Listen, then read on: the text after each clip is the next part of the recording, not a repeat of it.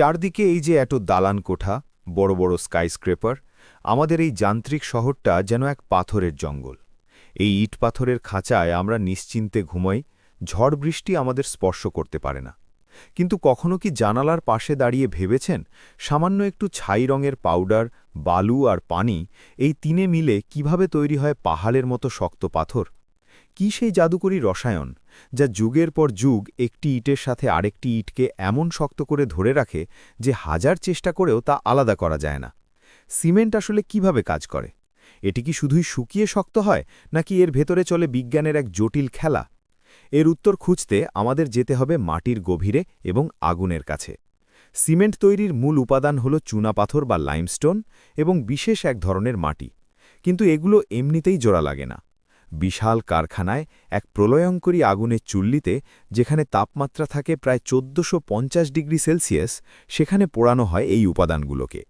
আগুনের সেই তীব্র তাপে পাথর গলে যায়, পাল্টে যায় এর রাসায়নিক গঠন। জন্ম নেয় ছোট ছোট পাথরের টুকরো, যাকে ইঞ্জিনিয়াররা বলেন ক্লিংকার। এই ক্লিংকারকেই মিহি গুঁড়ো করে তৈরি হয় আমাদের পরিচিত সেই ধূসর রঙের সিমেন্ট। কিন্তু আসল জাদুটা ঘটে তখন, যখন এই শুকনো পাউডারের সাথে পানি মেশানো হয়। আমাদের অনেকেরই ধারণা, কাদা বা আঠা যেভাবে শুকিয়ে শক্ত হয়, সিমেন্টও বুঝি সেভাবেই শুকিয়ে যায়। কিন্তু না, এখানে ঘটে সম্পূর্ণ উল্টো ঘটনা। বিজ্ঞানের ভাষায় একে বলে হাইড্রেশন।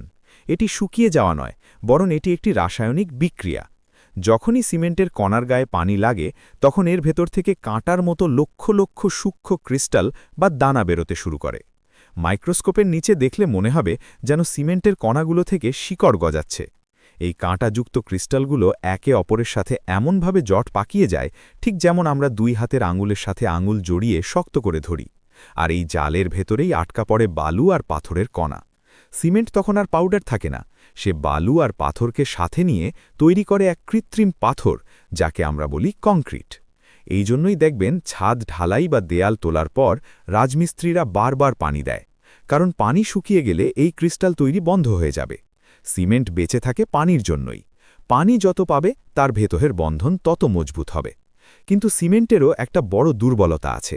সে প্রচুর চাপ সহ্য করতে পারে, কিন্তু তাকে টানলে সে ভেঙে যায়। আর এখানেই প্রবেশ ঘটে ইস্পাতের, রড বা স্টিল। কংক্রিটের বুকের ভেতর যখন লোহার রড ঢুকিয়ে দেওয়া হয়, তখন তা হয়ে ওঠে অপরাজেয়। রড দেয় নমনীয়তা, আর সিমেন্ট দেয় দৃঢ়তা। এই দুইয়ের মেলবন্ধনেই দাঁড়িয়ে আছে আজকের পদ্মা সেতু থেকে শুরু করে বুর্জ খালিফার মতো আকাশচুম্বী ভবনগুলো। প্রাচীন রোমানরা আজ থেকে হাজার বছর আগে এই রহস্য জানত।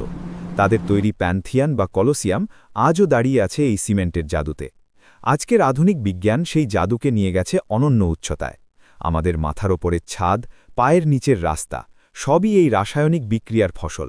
ভাবলে অবাক লাগে, শ্রমিকের গায়ের ঘাম, প্রকৃতির পাথর আর বিজ্ঞানের এই অদ্ভুত আবিষ্কার সব মিলেমিশেই তৈরি হয়েছে আমাদের এই স্বপ্নের নীড়, আমাদের নিরাপদ আশ্রয়। ভিডিওটি ভালো লাগলে লাইক দিন এবং চ্যানেলটি সাবস্ক্রাইব করুন। আর যারা ফেসবুকে দেখছেন, তারা ফলো দিয়ে পাশেই থাকুন। দেখা হবে পরবর্তী ভিডিওতে। আল্লাহ হাফেজ।